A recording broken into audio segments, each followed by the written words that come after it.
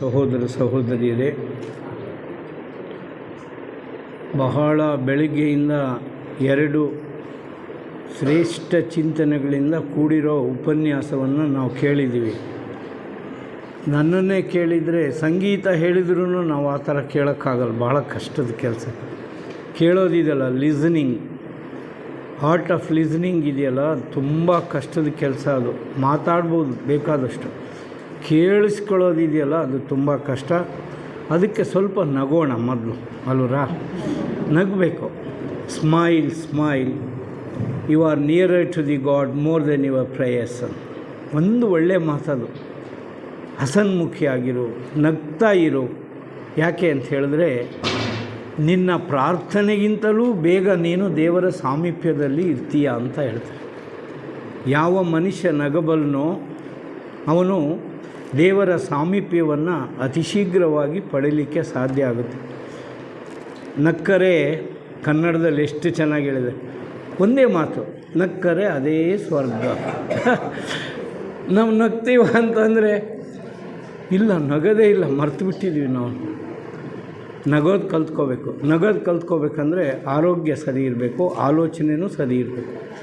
ಆಗ ನಾವು ಇಲ್ಲಿ ನೂರಾರು ಚಿಂತನೆಗಳನ್ನು ನಮ್ಮ ಬದುಕಿನಲ್ಲಿ ಕಟ್ಟಿ, ಅವು ಕಾಗೆಗಳ ಥರನೋ ಗೂಗೆಗಳ ಥರನೋ ಗೊರ ಕಿಲ ಅಂತ ತಲೆಯಲ್ಲಿದ್ದರೆ ನಿದ್ದೆಗೆಡೆಯೆಲ್ಲೋ ಮಂಕುತಿಮ್ಮ ಅಂತ ಹೇಳ್ತಾರೆ. ಅದು ನಿದ್ದೆನೇ ಬರೋಲ್ಲ ನಮಗೆ.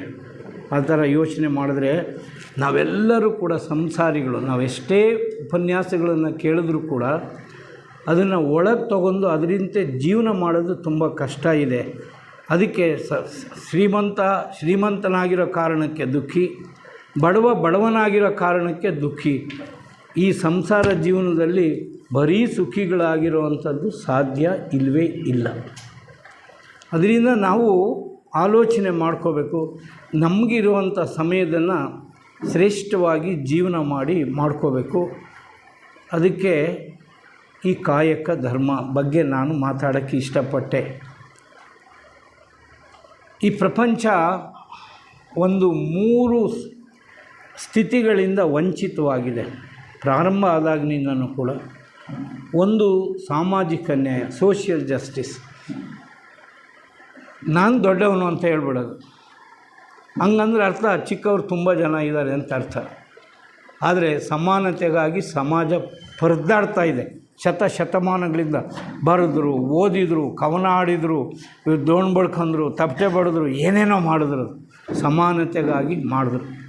ಸಮಾನತೆ ಸಿಕ್ಕಿದೆ ಅಂದರೆ ಇವತ್ತುವರೆಗೂ ಈ ಸಮಾಜ ವಂಚಿತವಾಗಿದೆ. Social justice. ನಾನು ನಿಮ್ಮ ಮನೆಗೆ ಬರ್ಬೋದು, ನಮ್ಮನೆ ನೀನು ಹೊರಗೆ ಇರು. ಒಂದು ಚಿಕ್ಕದಾದ್ರೂ ಒಂದು ಅರ್ಥಗರ್ಭಿತ ತಮಾಷೆ ಇದೆ. ಒಂದು ದೇವ್ರ ಗುಡಿ, ಅಲ್ಲೊಬ್ಬ ಪೂಜಾರಿ, ಸುಂದರವಾದ ಮೂರ್ತಿ, ಅದು ಪ್ರತಿಮೆ ಚೆನ್ನಾಗಿದೆ. ಒಬ್ಬ ಅಸ್ಪೃಶ್ಯನಿಗೆ ಆ ಪ್ರತಿಮೆನ ನೋಡಬೇಕು, ಗುಡಿ ಒಳಗೆ ಹೋಗಬೇಕು ಅಂತ ಆಸೆ. ಸ್ವಲ್ಪ ಹೊತ್ತಿದ್ದು ಬರ್ತೀನಿ, ನಾನು ನೋಡೋಕ್ಕೆ ಬಿಡಿ ಸರ್. ಶೂದ್ರ, ಹೋಗಿ ಸರ್, ಸ್ವಲ್ಪ ನೋಡ್ತೀನಿ ಸರ್ ಆ ಪ್ರತಿಮೆನ. ಹೋಗಿ. ಅಷ್ಟೊತ್ತಿಗೆ ಇನ್ನೊಂದು ಮನುಷ್ಯ ಬಂದ. ಏನಪ್ಪ ನಿನ್ನ ದುಃಖ ಅಂತ. ಸರ್, ಗುಡಿ ಒಳಗೆ ಹೋಗಿ ಮೂರ್ತಿಯನ್ನು ನೋಡಿ ನಾನು ಕಣ್ತುಂಬ್ಕೋಬೇಕು, ಸಂತೋಷ ಪಡಬೇಕು ಅಂತ ಇಷ್ಟಪಡ್ತೀನಿ. ಈ ಪೂಜಾರಿಗೆ ಆಗ್ಲಿಂದ ಕೇಳ್ತಾ ಇದ್ದೀನಿ, ಇವನು ಗುಡಿ ಒಳಗೆ ಬಿಡಲ್ಲ ಅಂತ. ಆ ಮನುಷ್ಯ ಹೇಳಿದಂತೆ ಇನ್ನೊಬ್ಬ, ಅಯ್ಯೋ ನಾನೇ ಈ ಗುಡಿ ದೇವ್ರ ಕಣಯ್ಯ, ನನ್ನೇ ಒಳಗೆ ಬಿಟ್ಟಿಲ್ಲ, ನಿನ್ನೆಲ್ಲಿ ಬಿಡ್ತಾನೆ ಅಂತ ಹೇಳಿದ. ನಮ್ಮ ಸಮಾಜದ ಸ್ಥಿತಿಗತಿಗಳು ಈ ರೀತಿ ಆಗಿದೆ. ನಮ್ಮನ್ನು ಒಳಕ್ಕೆ ಬಿಡ್ತಾ ಇಲ್ಲ. ಒಳಗೆ ಬಿಡದೇನೆ ಎಲ್ಲ ವರ್ಣನೆ ಮಾಡ್ತಾಯಿದ್ವಿ, ಒಳಗೆ ತಗೊಳ್ತಾನೇ ಇಲ್ಲ. I am equal to you, ನೀನು ನಾನು ಸಮ ಅಂತ ಯೋಚನೆ ಮಾಡೋಕ್ಕೆ ನಮಗೆ ಸಾಧ್ಯ ಆಗಿಲ್ಲ. That is social injustice. ಸಾಮಾಜಿಕ ಅನ್ಯಾಯಕ್ಕೆ ನಾವು ಒಳಗಾಗಿದ್ವಿ. ಮನುಷ್ಯರನ್ನು ಮನುಷ್ಯರ ಥರ ನೋಡುವಂತಹ ಇದು ಇಲ್ಲ. ಇಲ್ಲಿದ್ದರೆ ಯೇಸು ಕ್ರಿಸ್ತ ಶಿಲುಬೆಗೆ ಸೇರಿ ಸಾಯ್ತಾ ಇರಲಿಲ್ಲ. ಅಬ್ರಹಾಂ ಲಿಂಕನ್ನ ಹೊಡೆದಾಕಿ ಸಾಯಿಸ್ತಾ ಇಲ್ಲ. ಜಾನ್ ಎಫ್ ಕೆನಡಿನ ಹೊಡೆದಾಕಿ ಸಾಯ್ತಲ್ಲ. ಮಹಾತ್ಮ ಗಾಂಧಿ ಅಂತ ಶ್ರೇಷ್ಠ ಪವಿತ್ರಾತ್ಮನನ್ನು ಹೊಡೆದಾಕಿ ಈ ಜಗತ್ತು ಸಾಯಿಸ್ತಾ ಇರಲಿಲ್ಲ. ಇಂದಿರಾ ಗಾಂಧಿಯನ್ನು ಹೊಡಿತಾ ಇರಲಿಲ್ಲ, ರಾಜೀವ್ ಗಾಂಧಿ ಹೊಡಿತಾ ಇರಲಿಲ್ಲ. ಯಾವ ಒಳ್ಳೆ ಮನುಷ್ಯನ ಈ ಪ್ರಪಂಚ ಉಳಿಸಿದೆ ಹೇಳಿ? ಬುದ್ಧನಿಗೂ ಕೂಡ ವಿಷ ಕೊಟ್ಟು ಸಾಯಿಸಿದರು ಅಂತ ಒಂದು ಕೊನೆ, ಅವನ ಕೊನೆ ಹಂಗಾಯಿತು ಅಂತ. ಸಾಕ್ರೆಟಿಸ್ಗೆ ವಿಷ ಉಣಿಸಿದರು. ಯಾವ ಮನುಷ್ಯನ ಜೊತೆಗೆ ಈ ಮನುಷ್ಯ ಜೀವನದಲ್ಲಿ ಸುಖಿಯಾಗಿರಲಿಕ್ಕೆ ಬಿಟ್ಟಿದೆ? ಅದರಿಂದ ಆತ್ಮೀಯ ಬಂಧುಗಳೇ, ಅದೊಂದು ಸೋಷಿಯಲ್ ಸಮಾನತೆ ಅನ್ನೋವಂಥದ್ದು ಇಲ್ಲವೇ ಇಲ್ಲ. ಕೋ ಎಕ್ಸಿಸ್ಟೆನ್ಸ್, ಸಹಬಾಳ್ವೆ. ನಾವೆಲ್ಲ ಭೂಮಿ ಮೇಲೆ ಬಂದಿದ್ವಿ, ಸಹಬಾಳ್ವೆಯನ್ನು ಮಾಡಬೇಕು ಅಂತ ಹೇಳ್ಕೊಂಡು. ಕಾಕಾ ಹಾವು ಹೈತಿ ಕಾಕಾನ್ ಅಂದರೆ ಒಂದು ಕಾಗೆ ಒಂದಷ್ಟು ಅಗಳು ಅನ್ನ ಕಂಡ್ರೆ ಇನ್ನೂ ಕಾ ಅನ್ನುತ್ತಂತೆ, ಬರ್ರಿ ಬರ್ರಿ ಇಲ್ಲೊಂಚೂರು ಅನ್ನ ಇದೆ ತಿನ್ನೋಣ ಹಂಚಿ ಅಂತ ಹೇಳೋಣ. ಆದರೆ ನತು ಯಾಚಕ ಒಬ್ಬ ಭಿಕ್ಷೆ ಬೇಡವನು ಇನ್ನೊಬ್ಬನಿಗೆ ಅವನ ಕೈ ತುಂಬ ಬಂದು ಅವನಿಗಾಗಿ ಉಳಿದ್ರೂ ಇನ್ನೊಬ್ಬನಿಗೆ ಭಿಕ್ಷೆ ಕೊಡಲ್ಲ. ಅವನು ಭಿಕ್ಷೆ ಪಡೆದು ನಾಳೆಗೆ ತಿನ್ನೋಣ ಅಂತ ಇರ್ತಾನೆ. ಆದ್ದರಿಂದ ಕಾಗೆ ಈ ಭಿಕ್ಷಕನ ಮಧ್ಯೆ ಶ್ರೇಷ್ಠ ಯಾರು ಅಂತಂದರೆ ಕಾಗೆ ಭಿಕ್ಷುಕ ಅಲ್ಲ. ಮನುಷ್ಯನ ಜೀವನ ಆ ಥರ ಇದೆ. We are suffering from inequality. ನಮ್ಮ ಸಮಾಜ ಅಸಮಾನತೆಯಿಂದ ತುಂಬಿ ಕೂಡಿ ಹೋಗಿದೆ. ಸಹಬಾಳ್ವೆ ತುಂಬ ನರಕ ಸದೃಶವಾಗಿದೆ. ಸಹಬಾಳ್ವೆ ಇಲ್ಲ, ಅಸಹ್ಯ, ಅಸಹನೆ, ಹೊಟ್ಟೆ ಕಿಚ್ಚು, ಹೇಳೋಕ್ಕಾಗದೇ ಇರೋವಂಥ ಒಂದು ಸ್ವಾರ್ಥಿಗಳಾಗಿದ್ವಿ. ನಮ್ಮ ಮನೆಗಳು ಆಗಲೇ ತುಂಬ ಚೆನ್ನಾಗಿತ್ತು. ಎರಡು ಜಗದೀಶ್ ಅವ್ರದ್ದು ಆಲೋಚನೆ, ಮೇಡಮ್ ಆಲೋಚನೆಗಳು ತುಂಬ ಚೆನ್ನಾಗಿತ್ತು. ನನಗೆ ನಡುವೆ ಏನೇನೋ ಆಲೋಚನೆಗಳು ಬರ್ತಾಯಿತ್ತು. ಒಂದು ಮನೆ ವಿಷಯ ಹೇಳಿದ್ರೆ ಅವ್ರಿಗೆ ಮನೆಯೇ ಜೈಲು ಮಾಡ್ಕೊಂಡಿದ್ವಿ. ಇವಾಗ ನೀವು ನೋಡಿ ಯಾವ್ದಾರು ಮನೆ ಇದು ಯಾಕ್ರಿ ಹಿಂಗೆ ಕಂಬಳದಿದೆ, ಯಾವನಾರು ನುಗ್ಗಿಬಿಟ್ಟಲ್ಲ ಸರ್. ಗೇಟ್ ಹೋದ್ವು, ಮೊದಲು ಗೇಟ್ ಹಾಕ್ಯಂದಿದ್ರೆ ಸಾಕಾಗಿರೋದು, ಗೇಟು ಬೇಡ ಮನೆ ಕಟ್ಕೊಂಡಿದ್ರೆ ಸಾಕಾಗೋದು. ಭಯ ಬಂದ್ಬಿಡ್ತು. ಮತ್ತು ಇವೆಲ್ಲ ತಂತ್ರಗಳೆಲ್ಲ ತಂದಿಟ್ಟಿದ್ವಪ್ಪ, ವಾಷಿಂಗ್ ಮಿಷಿನ್ ಯಾವನಾರ ಕದ್ದು ಗೇಟ್ ಹಾಕಿದ್ವಿ. ಗೇಟ್ ಹಾಕಿ ಅದು ಸುರಕ್ಷಿತ ಅಲ್ಲ ಅಂತಾಯಿತು. ಮತ್ತು ಈ ಕಂಬಿ ಆದರೆ ಶರಮನೆಗೂ ನಮ್ಮ ಮನೆಗಳಿಗೂ ಯಾವ ವ್ಯತ್ಯಾಸವೂ ಇಲ್ಲ. ನಮ್ಮನ್ನು ನಾವೇ ಕೂಡ್ಕೊಂಡಿದ್ವಿ. ಸೆರೆವಾಸವನ್ನು ನಾವು ನಮ್ಮ ಜೀವನದಲ್ಲಿ ಅನುಭವಿಸ್ತಾ ಇದ್ದೀವಿ ಅಂತ ನಾವು ತಿಳ್ಕೋಬೇಕು. We are all imprisoned. ನಾವು ಸೆರೆವಾಸವನ್ನು ಅನುಭವಿಸ್ತಾ ಇದ್ದೀವಿ. ನಮ್ಮ ಬದುಕಿನಲ್ಲಿ ಸಹಬಾಳ್ವೆ, ಸಹನೆ ಇವೆಲ್ಲವೂ ನಶಿಸಿ ಹೋಗಿದೆ. ಅದರಿಂದ ನಾವು ಸರಿಯಾಗಿ ಯೋಚನೆ ಮಾಡಬೇಕು, ಸರಿಯಾದ ಚಿಂತನೆಯನ್ನು ಮಾಡಬೇಕು. ಕೊನೆಗೆ ಒಂದು ಅತಿ ಮುಖ್ಯವಾಗಿರೋದು ನಮ್ಮೆಲ್ಲರ ಜೀವನದಿಂದ ವಂಚಿತವಾಗಿದೆ ಅಂತಂದರೆ ಪೀಸ್, ಅಂದರೆ ಶಾಂತಿ ಸಮಾಧಾನಗಳೇ ನಮ್ಮ ಬದುಕಿನಲ್ಲಿ ಇಲ್ಲದೇ ಆಗಿದೆ. ಶಾಂತಿ ಸಮಾನಗಳಿಲ್ಲ. ಯಾಕೆಂದರೆ ಯಾವ ಸಂಬಂಧವೂ ಪವಿತ್ರವಾಗಿ ಉಳ್ಕೊಂಡಿಲ್ಲ. ಎಲ್ಲ ಗುರು ಶಿಷ್ಯರ ಸಂಬಂಧ ಅದು ಅಧೋಗತಿಗೆ ಹೋಗಿದೆ. ಅಯ್ಯೋ ಹೊಡಿಬೇಡ ಕಣ್ರೋ, ಗಲಾಟೆ ಮಾಡಬೇಡ ಕಣ್ರೋ, ಕೂಗಬೇಡ ಕಣ್ರೋ ಅಂತ ಹೇಳಿ 3 ಜನ 4 ಜನ ಮೇಷ್ಟ್ರುಗಳು ಒಂದು ಕಾರ್ಯಕ್ರಮ ನಿಲ್ಲಕ್ಕೆ ಹಿಂದೆ ಬೆತ್ತ ತಗೊಂಡು ನಿಂತ್ಕೋಬೇಕು. ಅಂಥ ಸ್ಥಿತಿನಲ್ಲಿ ನಾವಿದ್ದೀವಿ. ಮನುಷ್ಯನಲ್ಲಿ ಅಪ್ಪ ಮಗನಲ್ಲಿ ಸಂಬಂಧ ಕಮ್ಮಿ ಆಗಿದೆ, ಅಣ್ಣ ತಂಗಿ ಸಂಬಂಧ ಕಮ್ಮಿ ಆಗಿದೆ. ಇನ್ನು ಕೊಟ್ಟು ತರುವಂಥ ಸಂಬಂಧಗಳು ಇದಾಗಿದೆ. ವ್ಯಾಪಾರ ವ್ಯವಹಾರದಲ್ಲಿ ಸಂಬಂಧಗಳಾಗಿದೆ. ನಾನು ಏನು ಸಂಪಾದನೆ ಮಾಡಿದೆನೋ 800 ಗ್ರಾಮ್ 1 kg ಅಂತ 800 ಗ್ರಾಮ್ ತೂಗಿ ಒಗೆದುಬಿಟ್ರೆ ಸಾಕು, 200 ಗ್ರಾಮ್ ಕಮ್ಮಿ ಆದರೂ ಪರವಾಗಿಲ್ಲ, ನನ್ನ ಬುದ್ಧಿವಂತಿಕೆ ತೋರಿಸ್ಬೇಕು ಅಂತ ಇಂಥ ವಂಚನೆ ಸಮಾಜದಲ್ಲಿ ನಾವಿದ್ದರೆ ತುಂಬ ಕಷ್ಟ ಇದೆ. ಅದಕ್ಕೆ ಈ ಸಬ್ಜೆಕ್ಟನ್ನು ನಾನು ಆಯ್ಕೆ ಮಾಡಿದ್ದೀನಿ. ಆ ಶರಣರು 12ನೇ ಶತಮಾನದಲ್ಲಿ ಎಂತಹ ಪವಿತ್ರ ಜೀವನವನ್ನು ಅವರು ಮಾಡಿದರು, ಅವರು ನಮಗೆ ಆದರ್ಶವಲ್ವೇ? ನಾವೇಕೆ ಇಷ್ಟು ಸುಧಾರಿತವಾಗಿರುವಂಥ ಶಿಕ್ಷಣಕ್ಕೆ ಮಹತ್ವ ಕೊಟ್ಟಿರುವಂತಹ ಇಂಥ ಸಮಾಜದಲ್ಲಿ ಇಷ್ಟು ದುಃಖಿಗಳಾಗಿದ್ದೀವಿ ಯಾಕೆ ಅನ್ನುವಂಥದ್ದಕ್ಕೆ ಈ ವಿಷಯವನ್ನು ನಾನು ಆಯ್ಕೆ ಮಾಡ್ಕೊಂಡಿದ್ದೀನಿ. ಅನೇಕ ವಿಷಯಗಳನ್ನು ನಾನು ಕಾಯಕದ ಬಗ್ಗೆ ಹೇಳ್ಬೋದು, ಆದರೆ ಕೆಲವು ಸಂಗತಿಗಳನ್ನು ಮಾತ್ರ ಇವಾಗ ನನ್ನ ಆಲೋಚನೆಗಳನ್ನು ನಿಮ್ಮ ಜೊತೆಗೆ ಹಂಚ್ಕೊಳ್ತೀನಿ. ನೋಡಿ, ನಮ್ಮ ಹೈಯೆಸ್ಟ್ ಕೆಲಸ ಬೇರೆ. ನಾನು ಕೆಲಸ ಮಾಡಿದೆ, ಕೆಲಸ ನಾವೆಲ್ಲ ಮಾಡ್ತಾಯಿದ್ವಿ, ಕಾಯಕ ಮಾಡ್ತಾಯಿದ್ವಿ. ಕಾಯಕ ಒಂದು ಜೀವನದ ಶ್ರೇಷ್ಠ ಮೌಲ್ಯ. ನೀವು ಶಾಸ್ತ್ರ ಓದ್ತಿರೋ, ಪುರಾಣ ಓದ್ತಿರೋ, ಏನು ಓದ್ತಿರೋ ಎಲ್ಲೋ, ಆದರೆ ನಾವು ಮಾಡುವಂತಹ ಕೆಲಸವನ್ನು ಶ್ರೇಷ್ಠ ಮಟ್ಟಕ್ಕೆ ಕರೆದೊಯ್ಯಬೇಕು. ಅದು ಕಾಯಕವಾಗಬೇಕು. ನಮ್ಮ ಕೆಲಸ ಕಾಯಕ ಆಗಬೇಕು. ಯಾವಾಗ ಅದು ಕಾಯಕ ಆಗುತ್ತೆ, ನಾವು ಮಾಡುವ ಎಲ್ಲ ಕೆಲಸ ಪವಿತ್ರ ಯಾವಾಗ ಆಗುತ್ತೆ ಅಂದರೆ ಆ ಕಾಯಕ ಸತ್ಯವಾಗಿದ್ದಾಗ, ಶುದ್ಧವಾಗಿದ್ದಾಗ. ಸತ್ಯ, ಶುದ್ಧ, ಕಾಯಕ. ಯಾವ ಕೆಲಸವನ್ನು ಸತ್ಯವಾಗಿ ಮಾಡ್ತೀವೋ, ಶುದ್ಧವಾಗಿ ಮಾಡ್ತೀವೋ ಅಂಥ ಕಾಯಕಗಳು, ಕೆಲಸಗಳು ಮಾತ್ರ ಕಾಯಕದ ದರ್ಜೆಗೆ ಇರ್ಬೋದು. ಇನ್ನು ಉಳಿದಿರೋವೆಲ್ಲ ಕೆಲಸ ಹಂಗೋ ಹಿಂಗೋ ಮಾಡಿ ಹೆಂಗೋ ಹೋಗಿದ್ದೀನಿ, ಸಾಯಂಕಾಲ ಮಾಡಿ ಹೋಗಿದ್ದೀನಿ. ಆ ಮನಸ್ಸುಗಳು ಅರ್ಥ ಆಗ್ತಾ ಇರುತ್ತೆ ನನಗೆ. I can read the mind by doing. ಈಗ ಒಂದು ಗೆರೆ ಹಾಕಿದರೆ ಇದನ್ನು ತೆಗೆದುಹಾಕೋಕ್ಕೆ ಏನೋ ಒಂದು ಬೆಳಿಗ್ಗೆಯಿಂದ ಸಾಯಂಕಾಲ 3 ಬಾಂಡಿ ಮಣ್ಣು ಹಾಕೋದ್ರೊಳಗೆ ಮುಗಿದೋತು. ಒಂದೊಂದು ಹೊಲನೇ ಗೇದು ಕೊಡ್ತಾಯಿದ್ರು ಬೆಳಿಗ್ಗೆಯಿಂದ ಸಾಯಂಕಾಲಕ್ಕೆ. ಎಂಥ ಪ್ರಾಮಾಣಿಕವಾದ ಕಾಲ.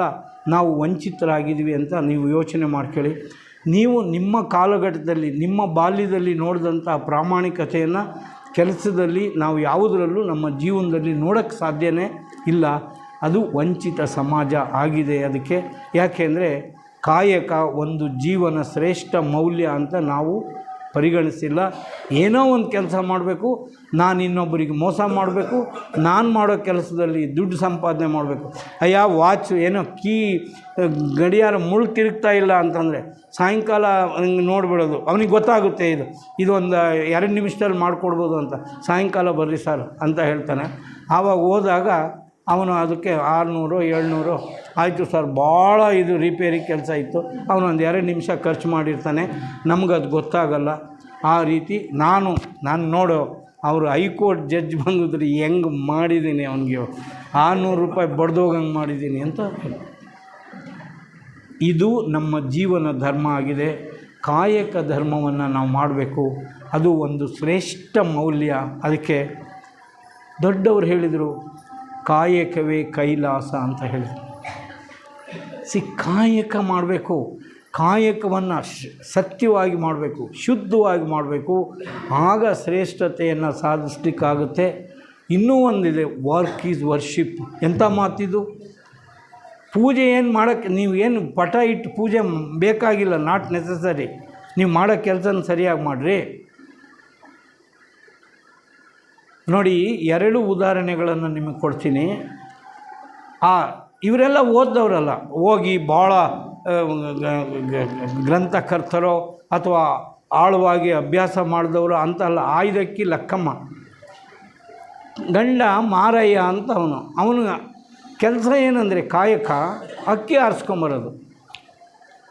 ಒಂದು ದಿವಸ ಏನು ಮಾಡ್ತಾನೆ, ಅವನಿಗೆ ಇಷ್ಟು ಇಡೀ ಅಕ್ಕಿ ಬರಬೇಕು ಅಂತ ಇಟ್ಕೊಳ್ಳಿ, ಇಷ್ಟು 1 kg ತಂದುಬಿಟ್ಟಿದ್ದಾನೆ, ಜಾಸ್ತಿ ಆಯ್ಕೊಂಬಂದಿದ್ದಾನೆ. ಆ ಲಕ್ಕಮ್ಮ ಮಾರಯ್ಯನಿಗೆ ಕೇಳ್ತಾಳೆ, ಈ ಸಕ್ಕಿ ಆಸೆ ನಿಮಗೇಕೆ, ನಾವು ಯಾರಾದರೂ ಕೇಳಿದ್ದೀವ ಅಂತೇಳಿ. ಅಪ್ಪ ಬಸ್ ಚಾರ್ಜ್ ಅವನ ಮಗ ಬಂದು ಹೇಳ್ತಾನೆ, ನೆನ್ನೆ ಬಸ್ ಚಾರ್ಜೇ ಕೊಡಲಿ ಕಣಪ್ಪ ಅಂತ. ಶಾಬಾಸ್ ಮಗನೇ ಅಂದ್ಬಿಡ್ತೀವಿ ನಾವು. ಬೇಷ್ ಮಾಡಿದೀಯ ಬಿಡು ನೀನು. ಅಪ್ಪ ಬಸ್ಸಿನ ಸೀಟ್ನ ಕೆಳಗೆ ಕೂತ್ಕೊಂಬಂದ್ಬಿಟ್ಟೆ ಕಣಪ್ಪ ಅಂತ. ಬೇಷ್ ಬಿಡಪ್ಪ, ನಿನ್ನಂಥವ್ರು ಯಾರೂ ಇಲ್ಲ, ಭಾರಿ ಚರ್ಕ್ ಸಾಲಕ್ಕೆ ಸರ್ ಬಸ್ ಚಾರ್ಜ್ ಕೊಡ್ದಂಗೆ ಬಂದಿದ್ದಾನೆ ಇವನು ಮೊನ್ನೆ ಅಂತ ಹೇಳ್ತೀವಿ ನಾವು. ಅಂದರೆ ಸಾಮಾಜಿಕ ಒಂದು ಯಾವ ಸ್ತರದಲ್ಲಿ ನಾವು ನೋಡ್ತೀವಿ. ಕೇಳ್ತಾಳೆ, ಈ ಸಕ್ಕೆ ಆಸೆ ನಿಮಗೇಕೆ, ಅಷ್ಟು ಸಾಲದು. ಆಸೆ ಅರಸಿಂಗಲ್ಲದೆ ಶಿವಭಕ್ತರಿಗುಂಟೆ.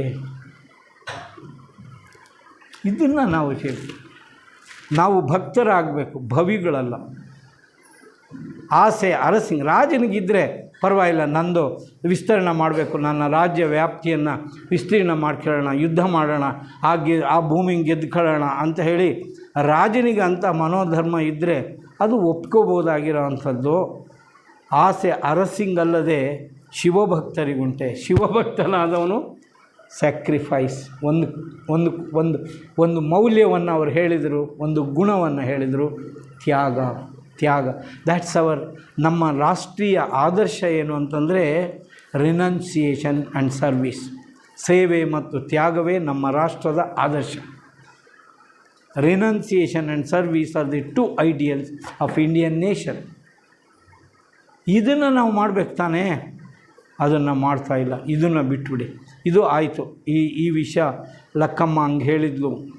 ಅದು ಶರಣರು. ಅವರೇನು ದೊಡ್ಡ ಓದದವರಲ್ಲ, ಪುಸ್ತಕ ಓದದವರಲ್ಲ, ಮತ್ತೊಂದಲ್ಲ, ಕಾಯಕ ಧರ್ಮಿಗಳಾಗಿದ್ದರು ಅವರು.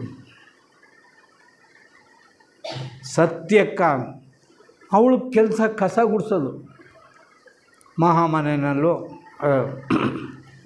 ಅಲ್ಲಿ ಕಸ ಗುಡಿಸ್ಕೊಂಡು ಜೀವನ ಮಾಡ್ತಕ್ಕಂಥದ್ದು.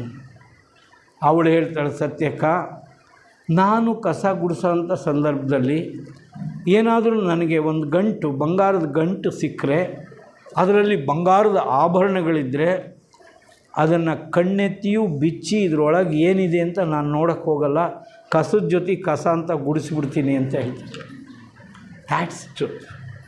That's truthful. ಇನ್ನೊಬ್ಬರ ಸೊತ್ತಿಗೆ ಕಿಂಚಿತ್ತೂ ಆಸೆ ಪಡೆದಿರುವಂತಹ ಮನೋಸ್ಥಿತಿ, ಮನೋಧರ್ಮ ಇದೆಯಲ್ಲ, ಸಹಕಾರಿಯಾಗಿ ಉಪಕಾರಿಯಾಗಿ ಜೀವನ ಮಾಡುವಂಥ ರೀತಿ ಇದೆಯಲ್ಲ, ಇದನ್ನು ನಾವು ಇಷ್ಟಪಡಬೇಕು. We must love everything. ಎಲ್ಲರನ್ನೂ ಇಷ್ಟಪಡಬೇಕು. ಅದಕ್ಕೆ ಈ ತಾರತಮ್ಯ, ಶ್ರೇಷ್ಠತೆ, ನಾನು ಶ್ರೇಷ್ಠ ನೀನು ಕನಿಷ್ಠ ಅಂದರೆ ಅಸಮಾನತೆ ಆ ಗಳಿಗೆನಲ್ಲೇ ಹುಟ್ಟೋಯ್ತು. ಯಾವುದು ಶ್ರೇಷ್ಠವಲ್ಲ, ಯಾವುದು ಕನಿಷ್ಠವಲ್ಲ. ಆನೆಗೆ ಆನೆಯ ಬಾಡು, ಇರುವೆಗೆ ಇರುವೆಯ ಬಾಳು, ಅಂತೆಗೆ ತಕ್ಕಂಥ ಬಂತೆ ಅಷ್ಟೇ. ಈ ಮೌಲ್ಯಗಳನ್ನು ನಾವು ತಗೋಬೇಕು. ಮತ್ತು ಶಿವಶರಣರು ಇದರಲ್ಲಿ ಈ ಕಾಯಕದಲ್ಲಿ ಸಾಂವಿಧಾನಿಕ ಮೌಲ್ಯಗಳಿದೆ. ಇವಾಗ ನಾವು ಕಾನ್ಸ್ಟಿಟ್ಯೂಷನ್ ಅಂತ ಏನು ಮಾತಾಡ್ತೀವೋ ಈ ಮೌಲ್ಯಗಳು ಅಡಕವಾಗಿದೆ ಈ ಕಾಯಕ ಧರ್ಮದಲ್ಲಿ. ಏನು ಮೌಲ್ಯಗಳಾಗಿದೆ? ಒಂದು ವಿಷಯ ನಾನು ಹೇಳಿದೆ, ಸೋಷಿಯಲ್ ಜಸ್ಟಿಸ್ ಅಂತ ಹೇಳಿ. ಇಡೀ ಸಂವಿಧಾನವನ್ನು ಹಿಂಗೆ ಹಿಡಿದ್ರೆ ಅದು ಕೊತ ಅಂತ ಹೇಳುತ್ತೆ, ಅಥವಾ ಹನಿ ಹನಿಯಾಗಿ ಬೀಳುತ್ತೆ. ಸೋಷಿಯಲ್ ಜಸ್ಟಿಸ್, ಸಾಮಾಜಿಕ ನ್ಯಾಯ ಅಂತ ಹೇಳುತ್ತದೆ. ದಟ್ ಮೀನ್ಸ್ ಸಾಮಾಜಿಕ ನ್ಯಾಯ ಅಂದ್ರೇನು? Opportunity to everybody. ನಾನು ಕವಿ ಆದರೆ ನೀನು ಆಗ್ಬೋದು, ನೀನು ಅಡುಗೆ ಮಾಡ್ತಾನೆ ಕವಿ ಆಗ್ಬೋದು. ಅದನ್ನೇ ನಾವು ನೋಡ್ತೀವಿ. ವೇಶ್ಯೆಯರಿದ್ದಾರೆ ಶಿವಶರಣರ ಜೀವನದಲ್ಲಿ. ವೇಶ್ಯೆಯ ವೃತ್ತಿಯನ್ನು ಮಾಡ್ತಕ್ಕಂಥವ್ರು ಶರಣ ಪದವಿಗೆ ಏರಿರ್ತಕ್ಕಂಥದ್ದನ್ನ ನಾವು ನೋಡ್ಬೋದು. ಅವರು ವಚನಗಳ ರಚನೆ ಮಾಡಿರ್ತಕ್ಕಂಥದ್ದನ್ನು ನಾವು ನೋಡ್ಬೋದು. ಎಷ್ಟು ಪವಿತ್ರ ರಾಜರುಗಳು ಬಂದು ಸೌದೆ ಕಡಿದು ಜೀವನ ಮಾಡುವಂಥದ್ದನ್ನ ಶರಣರ ವಚನದಲ್ಲಿ ನೋಡ್ಬೋದು. ಸ್ವತಃ ಬಸವಣ್ಣ ಅವರೇ ಶ್ರೇಷ್ಠ ಕುಲದಲ್ಲಿ ಹುಟ್ಟಿರ್ತಕ್ಕಂಥವ್ರು. ಅವರು ಬಂದು ಒಂದು ನನಗಿಂತ ಕಿರಿಯರಿಲ್ಲ, ಶಿವಭಕ್ತರಿಗಿಂತ ಹಿರಿಯರಿಲ್ಲ ಅನ್ನೋವಂಥ ಮಾತನ್ನು ಅವ್ರು ಹೇಳ್ತಾರೆ. ಅಂದರೆ ಯಾವ ಮಟ್ಟದ ಜೀವನವನ್ನು ಅವರು ಮಾಡ್ತಾಯಿದ್ರು ಅನ್ನೋವಂಥದ್ದನ್ನ ನಾವು ತಿಳ್ಕೊಬೇಕಂದ್ರೆ ಕಾಯಕ ಅಂತಕ್ಕಂಥದ್ದು ಅಂಥ ಒಂದು ಪವಿತ್ರವಾಗಿರ್ತಕ್ಕಂಥ ವೃತ್ತಿ. ಅದು ಸಾಂವಿಧಾನಿಕ ಮೌಲ್ಯ. ಇನ್ನೊಂದು ಶ್ರೇಷ್ಠ ಮೌಲ್ಯ ಇದೆ, ಅದೇ ಡಿಸ್ಟ್ರಿಬ್ಯೂಟಿವ್ ಜಸ್ಟಿಸ್ ಅಂತ. ಡಿಸ್ಟ್ರಿಬ್ಯೂಟಿವ್ ಜಸ್ಟಿಸ್ ಅಂದರೆ ಇರೋದನ್ನು ಹಂಚಿ ತಿನ್ನೋವಂಥದ್ದು. ಅದನ್ನೇ ಹೇಳೋದು ದಾಸೋಹ. ಕಾಯಕದ ಜೊತೆಗೆ ಬರೀ ಕೆಲಸ ಮಾಡೋದಷ್ಟೇ ಅಲ್ಲಪ್ಪ, ಬಂದಿರೋದನ್ನೆಲ್ಲ ನಿನಗೆ ಹೆಚ್ಚೇ ಬರ್ಬೋದು ಅಂತ ಇಟ್ಕೋ, ಅದನ್ನು ಇಟ್ಕೋಬಾರ್ದು. You do not possess. ನೋಡಿ, ಯಾವಾಗ ನನಗನ್ನಿಸ್ತು, ನಾನು ಚಿಕ್ಕ ಹುಡುಗ ಆಗಿದ್ದೆ, ಲಾ ಓದ್ತಾ ಇದ್ದೆ. ಚಿಗಟೇರಿ ಹಾಸ್ಪಿಟ್ಲಿದೆ, ಅಲ್ಲಿಂದ ಒಂದು ಪಾರ್ಕ್ ಇತ್ತು. ಅಲ್ಲಿಗೆ ಸಾಯಂಕಾಲದ ಹೊತ್ತು ನಾನು ವಾಕ್ ಹೋಗ್ತಾ ಇದ್ದೆ. ಒಂದು ದಿವಸ ನನಗೊಂದು ಯೋಚನೆ ಬಂತು. ಏನು ಬಂತು ಅಂದರೆ, ನನ್ನನ್ನು ಯಾರು ಸಾಯಿಸಿದ್ರೆ ಅಂತ ಮನಸ್ಸು ಬರಲಿಲ್ಲ. ಕೈಯಲ್ಲಿ ವಾಚ್ ಐತಲ್ಲ, ಯಾರು ಕಿತ್ಕೊಂಡು ಹೋದ್ರೆ ಹೆಂಗೆ ಮಾಡೋದು ಅಂತ ನನಗಂತ ನೋಡಿ, ಇದೆಂಥ ಯೋಚನೆ ಅಂತ ನನಗೆ ಅನ್ನಿಸ್ತು. ಅಲ್ಲ, ನನ್ನ ಶರೀರದ ಬಗ್ಗೆ ನಾನು ಯೋಚನೆ ಮಾಡ್ತಾಯಿಲ್ಲ, ಯಾರು ಬಂದು ನಾನು ಹೊಡೆದಾರು ಅಂತ ಯೋಚನೆ ಮಾಡ್ತಿಲ್ಲ, ವಾಚ್ ಕಿತ್ಕೊಂಡು ಹೋದ್ರೆ ಹೆಂಗೆ ಅಂತ ಯೋಚನೆ ಮಾಡ್ತೀನಿ. ಅಂದರೆ ಹೌ ಪೊಸೆಸಿವ್ ಯು ಆರ್, ಅಂದರೆ ಅಟ್ಯಾಚ್ಮೆಂಟ್, ಅಂದರೆ ಬಂಧನ ಅನ್ನೋದು ಎಷ್ಟು ಸುದೀರ್ಘವಾಗಿದೆ ನಮಗೆ ಅಂತ ಹೇಳಿ. ಅದಕ್ಕೆ ನಾವು ಕೇಳ್ತೀವಿ, ಕೋರ್ಟ್ನಲ್ಲಿ ಜಾಮೀನು ತಗೋಬೇಕಾದ್ರೆ ನಿನಗೆ ಹೆಂಡತಿ ಮಕ್ಕಳಿದ್ದಾರೇನಪ್ಪ ಅಂದರೆ, ಇವನೆಲ್ಲೂ ಹೋಗಲ್ಲ, ಇಲ್ಲೇ ಇರ್ತಾನೆ ಅಂತ. ಅಂದರೆ deep rooted in the society ಅಂತ ಅರ್ಥ. ಅಂದರೆ ಆಳವಾಗಿ ಅವನು ಸಂಸಾರ ಬಂಧಿತನಾಗಿದ್ದಾನೆ. ನಾವು ಹಗ್ಗ ಕಟ್ಟಿದ್ರೂ ಆಗಲ್ಲ, ಅಷ್ಟು ಟೈಟ್ ಆಗಿದ್ದಾನೆ ಇವನು ಎಲ್ಲೂ ಹೋಗಲ್ಲ, ಇಲ್ಲೇ ಇರ್ತಾನೆ, ಕೂಲಿ ಮಾಡ್ಕೊಂಡೇ ಇರ್ತಾನೆ ಅನ್ನೋ ಅಂಥ ಮಾತು. ಅದಕ್ಕೆ ಅದು ಅಂತಹ ಒಂದು ಶ್ರೇಷ್ಠ ಮೌಲ್ಯ ಅದರಲ್ಲಿ, ಡಿಸ್ಟ್ರಿಬ್ಯೂಟಿವ್ ಜಸ್ಟಿಸ್. ಅಯ್ಯ, ನಿನಗೆ ಬಂದಿರೋ ಅಷ್ಟು ಅಷ್ಟನ್ನು ಇಟ್ಕೋ, ಉಳಿದಿರೋದನ್ನೆಲ್ಲ ಹಂಚಿಬಿಡೋದಕ್ಕೆ. ಯಾವಾಗ ನೀವು ಡಿಸ್ಪೊಸೆಷನ್ ಆಗ್ತಿರೋ, ನೀವು ಅವರ ಹೃದಯದಲ್ಲಿ ಜೀವನ ಮಾಡೋಕ್ಕೆ ಶುರು ಮಾಡ್ತೀರಿ. ನನ್ನ ಹತ್ರ 10 ರೂಪಾಯಿ ಇದ್ದರೆ ನಾನೇ ಇಟ್ಕೊಂಡ್ರೆ ಕಳ್ಳನಿಗೆ ಯೋಚನೆ ಮಾಡುತ್ತೆ, ನನಗೆ 10 ರೂಪಾಯಿ ಬೇಕಾಯಿತು, ಇವನ ಹತ್ರ ಇದೆ, ಕಿತ್ಕೊಂಡ್ಬಿಡೋಣ ಬಿಲ್ಲು, ಅವನಿಗೆ ಕೊಟ್ಬಿಟ್ರೆ ಅವನು ಕಳ್ತನ ಮಾಡೋ ಅಂಥ ಯೋಚನೆ ಮಾಡೋಕ್ಕೆ ಬರಲ್ಲ, ಸಾಧ್ಯ ಇಲ್ಲ.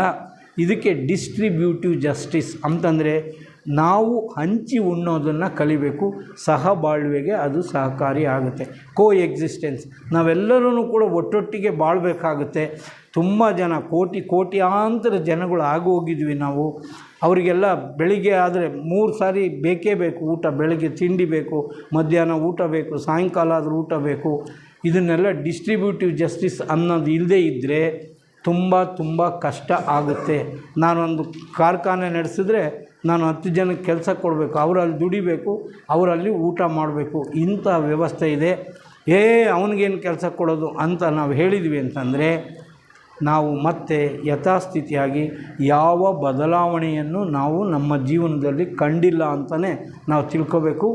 ಈ ಕಾಯಕ ಧರ್ಮ ನಮಗೆ ತಿಳಿಸುತ್ತೆ ಡಿಸ್ಟ್ರಿಬ್ಯೂಟಿವ್ ಜಸ್ಟಿಸ್, ಅದು ಅತಿ ಮುಖ್ಯವಾದ. ಆಮೇಲೆ ವೃತ್ತಿ ಗೌರವ, ವ್ಯಕ್ತಿ ಗೌರವ. ಅದಕ್ಕೆ ನಾವು ನೋಡ್ತೀವಿ. ಅದಕ್ಕೆ ನಾನೇ ಹೊಸದಾಗಿ ಹೋಗ್ತಾ ಇರ್ಬೇಕಾದ್ರೆ ನೋಡ್ತಿದ್ದೆ, ಕುದುರೆ ಗಾಡಿ ಹೊಡೆಯೋರಿದ್ದರು. ಬೆಂಗಳೂರಿನಲ್ಲಿ ಸಿಮೆಂಟ್ ಚೀಲ ಹಾಕ್ಯಂದು ತಲೆ ಮೇಲೆ ಬಿಸಿಲಿನಲ್ಲಿ ಮಠ ಮಧ್ಯಾಹ್ನದಲ್ಲಿ ಎತ್ತಿನ ಗಾಡಿ ಹೆಂಗೆ ಹೋಗ್ತಿತ್ತೋ ಇವನು ಒಬ್ಬನೇ ಎಳ್ಕೊಂಡು ಹೋಗ್ತಾ ಇದ್ದಂಗೆ ಲಗೇಜ್ಗಳನ್ನು. ಇದಕ್ಕೆ ಅಂದರೆ ಮನುಷ್ಯರ ಥರ ನಾವು ಟ್ರೀಟ್ ಮಾಡಿಲ್ಲ ಈ ಸಮಾಜ ಎಂದೂ ಕೂಡ. ಅವರನ್ನು ನೀನು ನನ್ನ ಸರ್ವೆಂಟ್ ಕಣೋ ಅಂತ ಹೇಳ್ತಾರೆ. ಇನ್ನು ಕೆಲವರು ಗುಲಾಮರು ಅಂತ ಹೇಳ್ಕೊಂಡು ಅವ್ರನ್ನ ಕೊಂಡ್ಕೊಂಡೇ ಹೋಗೋರು, ದುಡ್ಡು ಕೊಟ್ಟು ಕೊಂಡ್ಕೊಂಡೇ ಹೋಗೋ ಅಂಥವ್ರು. ಆದರೆ ಪ್ರತಿಯೊಂದು ವ್ಯಕ್ತಿಗೂ ಒಂದು ಸೋಲ್, ಅಂದರೆ ಅವನು ಏನೂ ಯೋಚನೆ ಮಾಡಲ್ಲ. ನನ್ನ ಬಾಳು ನೋಡಿ ಅದು ತೀರಿ ಬಂದುಬಿಡ್ತು, ಕರ್ಮ ತೀರಿ, ನನಗೆ ನನ್ನ ಹಣೆ ಬರಹ ಈ ರೀತಿಯೇ ಜೀವನ ಮಾಡಬೇಕು ಅಂತ ಇದೆ. ಆದರೆ ಅವನಿಗೆ ಈ ಆಲೋಚನೆಗಳನ್ನು ಕೊಟ್ಟರೆ, ಇಲ್ಲ ಕಣಯ್ಯ, ನೀನು ಯಾರಿಗಿನ್ನ ಏನು ಕಲಿಲ್ಲ, ನೀನು ಬಡವನೇ ಆಗಿರು, ನೀನು ವ್ಯಕ್ತಿ ಗೌರವ ಆಗಿರು, ನೀನು ಒಳ್ಳೆ ಬಟ್ಟೆ ಹಾಕೋ, ಪ್ರತಿದಿನ ಸ್ನಾನ ಮಾಡು, ನೀನು ಸೌಖ್ಯವಾಗಿರು ಅನ್ನುವಂಥ ಒಂದು ಆತ್ಮವಿಶ್ವಾಸವನ್ನು ಕೊಟ್ಟರೆ ಆಗ ಸಾಮಾಜಿಕ ಬದಲಾವಣೆಯನ್ನು ನಾವು ನೋಡ್ಬೋದು. ಕಾಯಕ ಧರ್ಮಕ್ಕೆ ಅಂತಹ ಬದಲಾವಣೆಯನ್ನು ತರುವಂತಹ ಶಕ್ತಿ ಕೂಡ ಕಾಯಕ ಧರ್ಮಕ್ಕೆ ಇದೆ. ವ್ಯಕ್ತಿ ಗೌರವ ಮತ್ತು ವೃತ್ತಿ ಗೌರವ.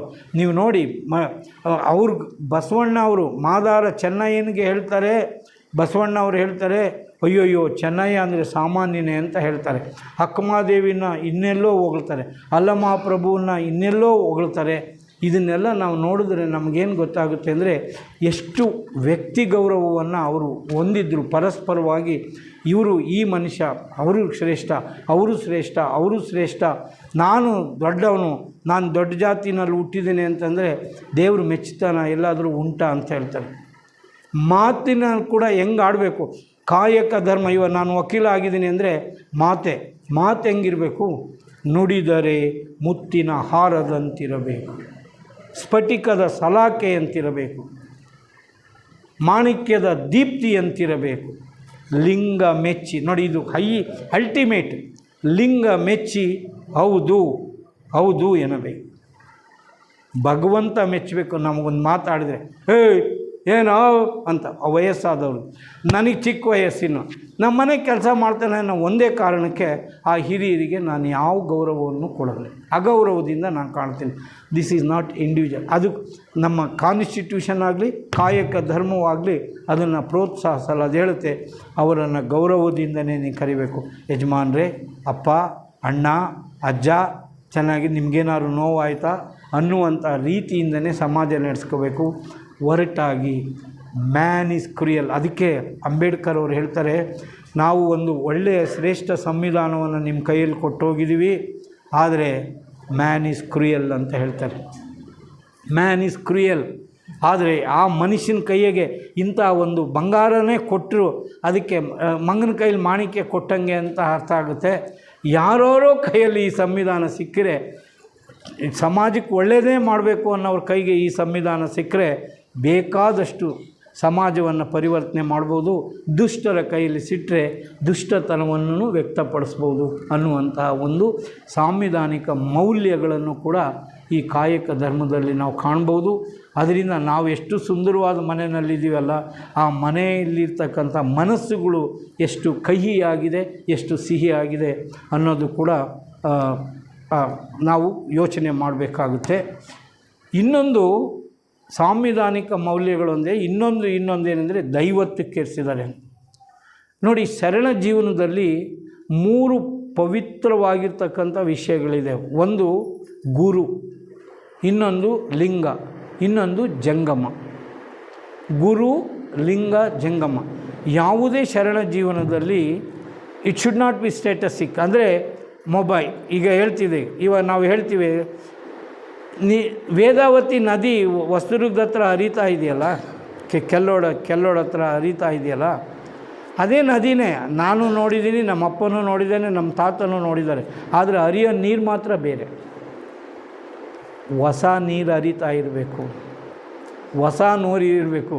ಹಳೇ ನೀರು ಅಲ್ಲೇ ಇದ್ದರೂ ನಿಂತುಬಿಡ್ತು ಅಂತಂದರೆ it become stagnant and polluted. ಅದು ವಿಷಕಾರಿಯಾಗುತ್ತೆ. ಯಾವ ಜೀವಜಂತುಗಳು ಕೂಡ ಅದರಿಂದ ಉಳಿಯೋಕ್ಕಾಗಲ್ಲ.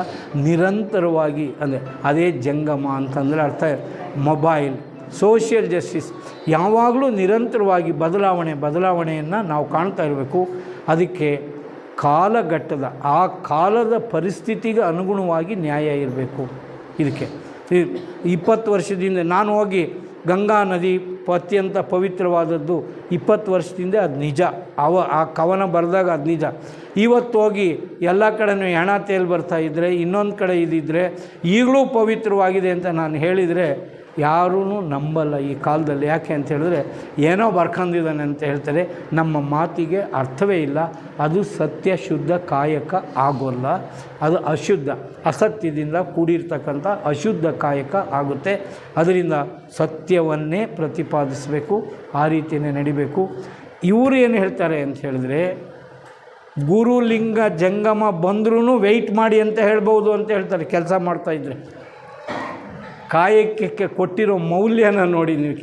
ನೀವು ಕೆಲಸ ಮಾಡ್ತಾಯಿದ್ರೆ ಕಾಯಕದಲ್ಲಿ ನಿರತನಾದೊಡೆ ಗುರು ಲಿಂಗ ಜಂಗಮ ಬಂದ್ರೂ ಅಪ್ಪ ಸ್ವಲ್ಪ ಹೊತ್ತು ತಾಯಪ್ಪ ನಾನು ಕಣಯ್ಯ ದೇವ್ರು ಬಂದಿದ್ದೀನಿ, ಸ್ವಲ್ಪ ಹೊತ್ತು ತಡೆಯಪ್ಪ, ಆಮೇಲೆ ಪೂಜೆ ಮಾಡ್ತೀನಿ, ನಾನು ಕೆಲಸ ಮಾಡ್ತಾಯಿದ್ದೀನಿ ಅಂತ ಹೇಳಬೇಕು ಅಂತ ಹೇಳಿ. ಕಾಯಕ ಧರ್ಮವನ್ನು ಪೂಜೆಗಿಂತಲೂ ಎತ್ತರ ಮಟ್ಟದಲ್ಲಿ ಇಟ್ಟಿದ್ದಾರೆ. ನಾವು ಮಾಡುವ ಕೆಲಸವನ್ನು ಆ ಥರ ಮಾಡ್ತೀವ? ನಾವು ಆಶ್ರಮಕ್ಕೆ ಹೋಗ್ಬೇಕಾ? ಆಶ್ರಮಕ್ಕೆ ಹೋಗ್ಬೇಕಾಗಿಲ್ಲ. ಯಾಕೆ? ಸನ್ಯಾಸಾಶ್ರಮ, ಬ್ರಹ್ಮಚರ್ಯ ಆಶ್ರಮ, ಗೃಹಸ್ಥಾಶ್ರಮ ಅಂದ್ಬಿಟ್ರು. ನಾವು ವಾಸ ಮಾಡ್ತಿರೋ ಮನೆಗಳೇ ಆಶ್ರಮ. ಅದು ಹಂಗೆ ಮಾಡಿದ್ದೀವ ನಾವು? ಇದೇ ನಮ್ಮ ಆಶ್ರಮ ಅಂತ ಅಂದ್ಕೊಂಡಿದ್ದೀವ? ಆ ಪ್ರೀತಿಯನ್ನು ತೋರಿಸ್ತಾ ಇದ್ದೀವ? ಅಲ್ಲಿರೋ ಅಂಥವರೆಲ್ಲ ದೇವತೆಗಳು, ನಾವು ಸರಿಯಾಗಿ ನಡ್ಕೋಬೇಕು ಅಂತ ಸಂಬಂಧಗಳನ್ನು ಸರಿಯಾಗಿ ಇಟ್ಟಿದ್ದೀವ? ಇಲ್ಲ. ಇನ್ನೇನೋ ಕೇಳಕ್ಕೆ ಹೋಗ್ತೀವಿ, ಆಶ್ರಮಕ್ಕೆ ಹೋಗ್ತೀವಿ. ಅದಕ್ಕೆ ನೀನೇ ಕಡೆ ಆಶ್ರಮ ವಾಸಿ. ನೋಡಿ, ಸತಿಪತಿಯರು ಒಂದಾಡ ಸೇವೆ ಇರುತ್ತಲ್ಲ, ಶಿವನಿಗೆ ಒಪ್ಪಿಗೆ ಆಗುತ್ತಂತೆ, ಸಂತೋಷದಿಂದ ಸ್ವೀಕರಿಸ್ತಂದೆ. ಸತಿಪತಿಯರೊಂದಾದ ಭಕ್ತಿ ಇದೆಯಲ್ಲ, ಅದು ಅತ್ಯಂತ ತೃಪ್ತಿಯನ್ನು ತರುತ್ತೆ. ಆ ರೀತಿ ನಡ್ಕೋಬೇಕು ಅಂತ ನಾವು ನಮ್ಮ ಜೀವನವನ್ನು ಆ ರೀತಿ ಕಟ್ಕೊಂಡಿದ್ದೀವ ಅಂತ ನಾವೆಲ್ಲ ಆಲೋಚನೆ ಮಾಡಬೇಕು. ಅಂತಹ ಬದುಕನ್ನು ನಾವು ಕಟ್ಕೋಬೇಕು. ನಮ್ಮ ಹಿರಿಯರು ಅಂಥ ಬದುಕನ್ನು ಕಟ್ಟಿ ಜೀವನವನ್ನು ಮಾಡಿ ಹೋಗಿದ್ದಾರೆ. ಅದನ್ನ ಇದು ಅಂದರೆ ಪೂಜೆಗಿಂತಲೂ ಕಾಯಕ ಧರ್ಮ ಅನ್ನೋದೇನಿದೆಯೋ, ನಾವು ಕೆಲಸ ಮಾಡ್ತಾಯಿದ್ರೆ, ಸತ್ಯಶುದ್ಧ ಕಾಯಕ ಮಾಡ್ತಾಯಿದ್ರೆ ಯಾರು ಇದನ್ನು ಒಂದೇ ಒಬ್ಬ ಸಂಗೀತಕಾರ ಇದ್ದ. ಅವನಿಗೆ ಇಡೀ ವಿಶ್ವವನ್ನೇ ಗೆದ್ಕೊಂಬಂದ. ಯಾರು? ಅಲೆಕ್ಸಾಂಡರ್ ದೊರೆ. ಇವನು ಬರೀ ಕಚ್ಚೆ ಅರಿವೆ ಹಾಕ್ಯಂದು ಕೂತಿದ್ದ. ನಮ್ಮ ದೇಶದ ಸನ್ಯಾಸಿ ಎಲ್ಲ ಗೆದ್ಕೊಂಬಂದ. ಆಮೇಲೆ ಯಾರೋ ಹೇಳಿದರು, ಇಂಥ ಒಬ್ಬ ಇದ್ದಾನೆ, ಅವನು ನೀವು ಕರೆದರೂ ಬರೋಲ್ಲ, ಹೋಗು, ರಾಜ ಕರೀತಾ ಇದ್ದಾನೆ, ಅಲೆಕ್ಸಾಂಡರ್ ದೊರೆ ಕರೀತಾ ಇದ್ದಾನೆ, ಬರಬೇಕಂತ ಅಂತ. ಆವಾಗ ಕಚ್ಚೆ ಹಾಕ್ಯಂದಿರೋ ಮನುಷ್ಯ ಹೇಳ್ದ, ಆ ದೊರೆಗೆ ನಾನು ನೋಡೋಕ್ಕೆ ಇಷ್ಟ ಇದ್ದರೆ ಬರೋಕ್ಕೆ ಹೇಳು, ಇಲ್ಲಿದ್ರೆ ಬಿಡು ಅಂತ ಹೇಳ್ದೆ.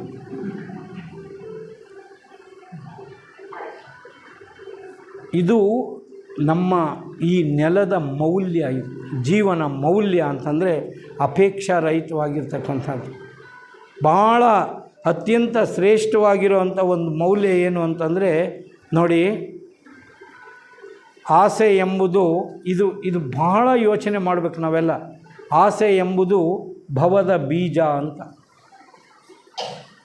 ಆಶಾರಹಿತವಾಗಿರುವುದು ನಿತ್ಯ ಮುಕ್ತಿ. ಆಸೆ ಎಂಬುದು ಭವದ ಬೀಜ. ನಾವೆಲ್ಲ ಏನಾದರೂ ನಾವು ಅಪೇಕ್ಷೆ, ಒಂದು ಮನೆ ಕಟ್ಟಬೇಕು, ಇನ್ನೊಂದು ನಮ್ಮ ವ್ಯಾಪಾರ ಸುಧಾರಿಸ್ಬೇಕು ಅಂದರೆ ಇನ್ನೊಂದು ಬೀಜ ಬಿತ್ತಿದ್ವಿ ಆಸೆದ ಅಂತ ತಿಳ್ಕೋಬೇಕು ನಾವೆಲ್ಲ. ಆಸೆ ಎಂಬುದು ಭವದ ಬೀಜ. ಈ ಸಂಸಾರ ಜೀವನಕ್ಕೆ ಒಂದೊಂದು ಬೀಜ ಹಾಕ್ತಾವೆ. ನನ್ನ ಮಗ ದೊಡ್ಡ ಓದಬೇಕು, ಆಮೇಲೆ ಎಲ್ಲ ಹೇಳ್ತಂದ್ರೆ ಏನು ನಾವು ಹಗಲು ರಾತ್ರಿ ಊಟ ಕಟ್ಕೊಂಡೋಗಿ ತಿಂಡಿ ಇವನಿಗೆ ಓದಿ ಕಲಿಸಿದ್ವಲ್ಲ ಈಗ ಅಮೇರಿಕದಲ್ಲಿದ್ದಾನೆ, ನಮ್ಮನ್ನು ಮಾತಾಡ್ಸಲ್ಲ, ಕಾಗದಕ್ಕಲ್ಲ, ಸತ್ರೂ ಯಾರು ಬರಲ್ಲ ಅಂತ ಹೇಳ್ತಾರೆ. ಆಸೆ ಎಂಬುದು ಭವದ ಬೀಜ ಅಂತ ಹೇಳ್ತಾರೆ. ಆಶಾರಹಿತವಾಗಿರ್ತಕ್ಕಂಥದ್ದು ನಿತ್ಯ ಮುಕ್ತಿ, ಫುಲ್ ಫ್ರೀಡಮ್. ಅದನ್ನೇ ನಮ್ಮ ಸಂವಿಧಾನ ಹೇಳೋದು, liberty, full freedom, you enjoy your time. ನಾನು ಇವಾಗ ವಿಶ್ರಾಂತ ನಾನು ಎಷ್ಟೋ ಸಾರಿ ಅಂದ್ಕೊಳ್ತೀನಿ, ಜಡ್ಜ್ ಆಗಿದ್ದಾಗ, ವಕೀಲ ಆಗಿದ್ದಾಗ ಪಂಜರದ ಪಕ್ಷಿ ಆಗಿದ್ದೇನೋ ನಾನು. ಅದಕ್ಕೆ ಯಾಕೆ ಅಂತಂದರೆ, ನಾನು ಪಂಜರದ ಪಕ್ಷಿ, ಇನ್ನು ಯಾರು ಕೇಳುವರಿಲ್ಲ ನನ್ನ ಕಥೆಯ ಒಡಲ ವ್ಯಥೆಯ ಅನ್ನೋ ಥರ ಇತ್ತು. ನಾನು ಫುಲ್ ಫ್ರೀ. ನಾನು 24 hours ನನ್ನ ಹತ್ರ ಇದೆ. ಬಿಲಪರೆ ಈಗ ಥಿಯಾಸಫಿಕ್ ಹಿರಿಯೂರಿನಲ್ಲಿ ಇವಾಗ ನನ್ನ ಫುಲ್ 24 hours ನನ್ನ ಹತ್ರ ಇದೆ. ಇವಾಗ ನಾನು ಬೆಳಿಗ್ಗೆ 8 ಗಂಟೆ ನಿಮಗೆ ಕೊಡ್ತೀನಿ, ಮಧ್ಯಾಹ್ನ ಸಾಯಂಕಾಲ ನನಗೆ ನಿದ್ದೆ ಬರುತ್ತೆ, ನಾನು ನಿದ್ದೆ ಮಾಡ್ತೀನಿ. ಹೆಂಗೆ ಬೇಕಾದರೂ ನಮ್ಮ 24 ಗಂಟೆಗಳನ್ನು ನಮ್ಮ ಹಿಡಿತದಲ್ಲಿರಬೇಕು. ಅದು ಸ್ವಾತಂತ್ರ್ಯ. Liberty means you must be able to use your life time as you like. ನೀವು ಇಷ್ಟಪಟ್ಟಂತೆ ನಿಮ್ಮ ಜೀವನದ ಸಮಯವನ್ನು ವ್ಯಯ ಮಾಡಬಲ್ಲರೆ ಆದರೆ ಅದು ನಿಜವಾದಂಥ ಸ್ವಾತಂತ್ರ್ಯ. ಆ ಸ್ವಾತಂತ್ರ್ಯದ ಕಡೆ ನಾವೆಲ್ಲ ಹೋಗ್ತಾ ಇರಬೇಕು. ಅಪೇಕ್ಷಾ ರಹಿತರಾಗಿರಬೇಕು. ಅಂದರೆ ನಿರ್ಲಿಪ್ತ ಭಾವನಾ ಅಂತ ಹೇಳ್ತಾರೆ. ಅದು ಡಿಸೈರ್ಲೆಸ್ನೆಸ್. ಅದು ಆ ಸ್ಟೇಜ್ ತಲುಪೋದು ಕಷ್ಟ ಇದೆ. ನಾವು ಸಂಸಾರಿಗಳು, ನಾವು 100 ವ್ಯವಹಾರ ಮಾಡಬೇಕಾಗುತ್ತೆ. ಆ ಸ್ಟೇಟನ್ನು ಎಲ್ಲನೂ ಬಿಟ್ಟಿದ್ವಿ ಅನ್ನೋ ಥರ ಇರೋಕ್ಕಾಗಲ್ಲ. ಅದಕ್ಕೊಂದು ಸೂತ್ರ ಕೊಟ್ಟಿದ್ದಾರೆ. ಏನಂತ ಹೇಳಿದರೆ ಅಂದರೆ, ಸುಖೇ ದುಃಖೇ ಸಮೇ ಕೃತ್ವ ಲಾಭವು ಜಯವು. ಇದು ಒಂದು ಸೂತ್ರ ನಮಗೆ ಇಡ್ಸೋ ಅಂಥದ್ದು. ಏನಂದರೆ, ನೋಡಪ್ಪ ನಿನಗೆ ನಾವು ಆಗಲೇ ಗ್ರಹಗಳ ಬಗ್ಗೆ ಮಾತಾಡ್ತಾಯಿದ್ರು. ಗ್ರಹಗಳು ಎಲ್ಲ ಇದ್ದಾವೆ ಅಂತ ತಿಳ್ಕೊಬೇಡಿ. ಇದಕ್ಕೆ ಅದು ಮಗನ ರೂಪದಲ್ಲಿರ್ಬೋದು, ಸೊಸೆ ರೂಪದಲ್ಲಿರ್ಬೋದು, ಅತ್ತೆ ರೂಪದಲ್ಲಿರ್ಬೋದು. ಅತ್ತೆ ಸೊಸೆ ಎದುರಿಗೆ ನಿಂತ್ಕೊಂಡ್ಬಿಡ್ತಾರೇನು, ಈ ಗ್ರಹ ನೋಡ್ತಾ ಇದೆ ಕಳಪ್ಪ, ಏನಾಗುತ್ತೋ ಗೊತ್ತಿಲ್ಲ. ಮಗನ ರೂಪ ಅದಕ್ಕೆ, ಅಪ್ಪ ಫೀಸ್ ಕಟ್ಟಬೇಕು, ಒಂದು 5,000 ಕೊಡಪ್ಪ ಅಂತ ಹೇಳ್ಕಿದ ತಕ್ಷಣ ಇಲ್ಲಿ ಪಕ್ಕದಲ್ಲೇ ನಿಂತ್ಕೊಂಡು ಮಗ ಗ್ರಹ ಎಲ್ಲ ಇವ್ರ ದೃಷ್ಟಿ ಬಿದ್ದುಬಿಟ್ರೆ ಮನುಷ್ಯ ಇರ್ತಾನೆ. ಸೊ ಅದರಿಂದ ಈ ನವಗ್ರಹಗಳು ಎಲ್ಲಿಂದನೋ ತರ್ತೀವಿ ಅಂತ ತಿಳ್ಕೊಬೇಡಿ. ನಮ್ಮ ಸಂಬಂಧದ ಮೇಲೆ ಅವು ಒಂದೊಂದು ಮನೆಯಲ್ಲಿ ಬಂದು ನಿಂತ್ಕೊಳ್ತವೆ. ಅವು ನಮ್ಗೆ ಎದುರ ಬದರ ಆಗ್ತವೆ, ನಮ್ಮ ಬೆನ್ನಿಂದಿರ್ತವೆ, ಅವು ಪಕ್ಕದಲ್ಲಿರ್ತವೆ. ಅವೆಲ್ಲರೂ ಕೂಡ ನಮಗೆ ಸಹಕಾರಿಯಾಗಿದ್ದರೆ ಮಾತ್ರ ಜೀವನ, ಇಲ್ಲದೇ ಇದ್ದರೆ ತುಂಬ ನೋವು ನೋವು ನೋವು ನೋವು. ಈ ಮೌಲ್ಯವನ್ನು ಕೂಡ ನಾವು ತಿಳ್ಕೋಬೇಕು.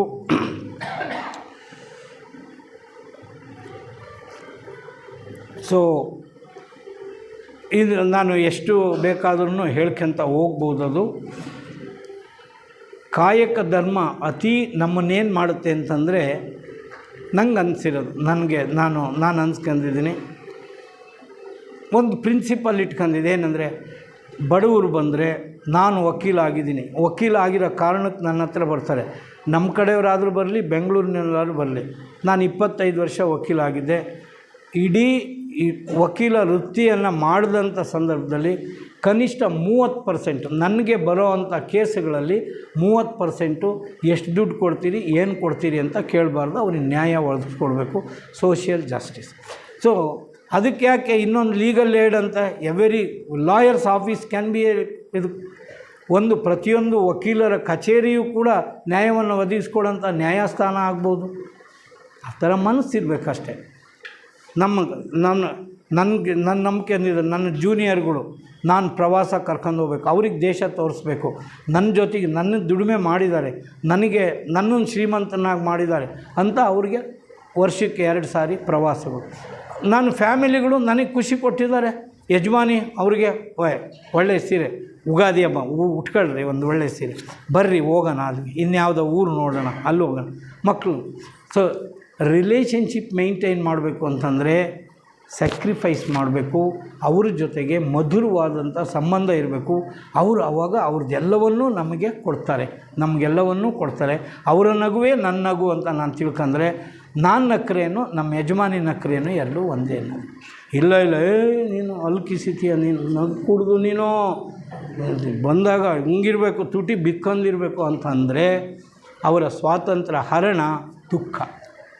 ಎಲ್ಲಿ ಸ್ವಾತಂತ್ರ್ಯ ಹರಣ ಆಗುತ್ತೋ ಸೋಷಿಯಲ್ ಇಂಜಸ್ಟಿಸ್ ಅಲ್ಲಿನೇ ಶುರುವಾಗುತ್ತೆ ಅನ್ನೋಂಥ ತಿಳ್ಬೇಕು. ಸೊ ಇನ್ನೂ ಬಹಳಷ್ಟು ವಿಷಯಗಳಿದೆ. ಇಷ್ಟು ಮಾತ್ರ ಒಂದು ಲೈನನ್ನು ಹೇಳ್ತೀನಿ. ಕೃತ್ಯ ಕಾಯಕವಿಲ್ಲದವರು ಭಕ್ತರಲ್ಲ, ಸತ್ಯಶುದ್ಧವಿಲ್ಲ ಕಾಯಕವಲ್ಲ. ಸತ್ಯಶುದ್ಧ ಇಲ್ಲದೇ ಇರ್ತಕ್ಕಂಥ ಕೆಲಸ ಅದು ಕಾಯಕ ಅಂತ ಅನ್ನಿಸ್ಕೊಳ್ಳೋದೇ ಇಲ್ಲ. ಭಕ್ತರೂ ಅಲ್ಲ, ಕಾಯಕ ಮಾಡದೇ ಇರೋರು ಭಕ್ತರೂ ಅಲ್ಲ. ನಾನು ಸಂಪಾದನೆ ಮಾಡಬೇಕು ಅಂತಿರ್ಬೇಕು, ಅದಕ್ಕೆಲ್ಲ ಬಿಸ್ನೆಸ್ ಇಂಟ್ರೆಸ್ಟ್ ಅಂತ ಕರೀತಾರೆ. ಅಂದರೆ ನನಗೆ ಈ ವ್ಯವಹಾರ ಮಾಡ್ತಾಯಿದ್ದೀನಿ, ಈ ವ್ಯವಹಾರದಲ್ಲಿ ಇಷ್ಟು ಲಾಭ ನಾನು ಗಳಿಸ್ಬೇಕು ಅನ್ನುವಂಥ ಒಂದು ಕ್ಯಾಲ್ಕುಲೇಷನ್ ಇರುತ್ತಲ್ಲ, ಅಲ್ಲಿ ಲಾಭದ ವಿಷಯ ಇದೆಯೇ ಹೊರತು ಸೇವೆಯ ವಿಷಯ ಇಲ್ಲ. ಸರ್ವೀಸೂ ಆಗ್ಬೋದು, ಇಂಡೈರೆಕ್ಟ್ಲಿ ಸೇವೆ ಆಗ್ಬೋದು. ನಾನು ಹೋಟೆಲ್ ಬಿಸ್ನೆಸ್ ಮಾಡ್ತೀನಿ ಅಂತ ಹೇಳಿದ್ರೆ 100 ಜನಕ್ಕೆ ಊಟ ಕೊಟ್ಟರೆ ನನಗಿಷ್ಟು ದುಡ್ಡು ಆಗುತ್ತೆ, ಇಷ್ಟು ಕೆಲಸ ಅಂತೇಳಿ ಅಲ್ಲಿ ಸರ್ವೀಸ್ ಕೂಡ ಆಗ್ಬೋದು, ಊಟ ಕೊಟ್ಟಿದ್ದರಿಂದ ಸರ್ವೀಸ್ ಆಗ್ಬೋದು. ಆದರೆ ಅದು ಕಾಯಕದ ಮಟ್ಟಕ್ಕೇರಲ್ಲ. ಯಾಕೆ ಅಂತ ಹೇಳಿದ್ರೆ ಅಪೇಕ್ಷೆ ಇದೆ, ಲಾಭದ ಅಂಶ ಅದರಲ್ಲಿದೆ. ಎಲ್ಲೆಲ್ಲಿ ಲಾಭದ ಅಂಶವನ್ನು ನಾವು ಕಾಣಬೇಕೋ ಅದು ಸತ್ಯ ಶುದ್ಧ ಕಾಯಕದ ಸ್ಥಾನಕ್ಕೆ ಏರೋಕ್ಕೆ ಸಾಧ್ಯ ಇಲ್ಲ. ಅದರಿಂದ ನಾವು ಎಲ್ಲರೂ ಏನು ಯೋಚನೆ ಮಾಡ್ಕೋಬೇಕು ಅಂತಂದರೆ ನಮ್ಮ ಕೆಲಸವನ್ನು ಮಾಡಬೇಕು, ನಮ್ಮ ಮನೆಗಳೇ ಶ್ರೇಷ್ಠ ಅಂತ ತಿಳ್ಕೋಬೇಕು. ಈಗ ಅಲ್ಲೆಲ್ಲ ಹೋಗಿದೆ ಇದು ಧರ್ಮಸ್ಥಳಕ್ಕೆ, ನಿಮ್ಮ ಮನೆ ಧರ್ಮಸ್ಥಳ ಆಗಬೇಕು, 50 ಜನ ಬರಬೇಕು ಅಲ್ಲಿಗೆ. ನಾನು ಅನಿಕೇತನ ಅಂತ ಮಾಡ್ತೀನಿ. ಈಗ ನೆನ್ನೆ ಇತ್ತು, 29ನೇ ತಾರೀಕು ಇತ್ತು. ಯಾರನ್ನೂ ಕರೆಯಲ್ಲ ನಾವು. We don't invite anybody. ಯಾರು ನೀವು ಬನ್ನಿ ಸಾರ್ ಇವತ್ತು ನಮಗೆ ಭಾಗವಹಿಸಿ ಅಂತ ಹೇಳಲ್ಲ. ಒಂದು ಮೊಬೈಲ್ನಲ್ಲಿ ಒಂದು ಇನ್ಫಾರ್ಮೇಷನ್ ಆಗ್ತದೆ, ಈ ಸಾರಿ ಜಾನಪದ ಸಂಗೀತ ಕಾರ್ಯಕ್ರಮವಿರುತ್ತೆ ಬರ್ರಿ ಅಂತ. ಬಂದ್ಬಿಡ್ತಾರೆ ಜನಗಳೆಲ್ಲ. ಇದಕ್ಕೆ ಇಷ್ಟ ಇಲ್ಲ, ಜನಕ್ಕೆ ಇಷ್ಟ ಇಲ್ಲ ಅಂದರೆ ನಾವು ಮಾಡೋದೇ ಹೆಂಗೆ, ಬಿಟ್ಬಿಡ್ರೆ ಆಯ್ತು ಅಷ್ಟೇ. ಬರ್ತೀರಾ ಅನಿಕೇತನ, ಬರಲ್ವಾ ಅನಿಕೇತನ ಇಲ್ಲ, ಅಷ್ಟೇ, ದಟ್ಸ್ ಆಲ್. ಸೊ ಈ ರೀತಿಯ ಒಂದು ನಮ್ಮ ಮನೆಗಳನ್ನೇ ನಾವು ಪೂಜಾ ಸ್ಥಳಗಳನ್ನಾಗಿ ಮಾಡ್ಕೊಳ್ಳಿಕ್ಕೆ ಸಾಧ್ಯ ಇದೆ. ನಮ್ಮ ಮಾತು ಕತೆ ನಡವಳಿಕೆಯಿಂದನೂ ಕೂಡ ನಮ್ಮ ಸಾಧನೆಯಿಂದ ಸಂಪಾದನೆಯಿಂದ ನಾವು ಶ್ರೇಷ್ಠ ಜೀವನವನ್ನು ಮಾಡಲಿಕ್ಕೆ ಸಾಧ್ಯ ಇದೆ ಅಂತ ಹೇಳ್ತಾ, ಭಾಳ ಗೌರವದಿಂದ ಕರೆಸಿ ನನಗೆ ಮಾತಾಡೋಕ್ಕೆ ಅವಕಾಶ ಕೊಟ್ಟಿದ್ದೀರಿ. ನಿಮ್ಮೆಲ್ಲರಿಗೂ ಗೌರವಪೂರ್ವಕವಾಗಿ ನಮಿಸಿ ನನ್ನ ಮಾತನ್ನು ಮುಗಿಸ್ತೀನಿ. ನಮಸ್ಕಾರ.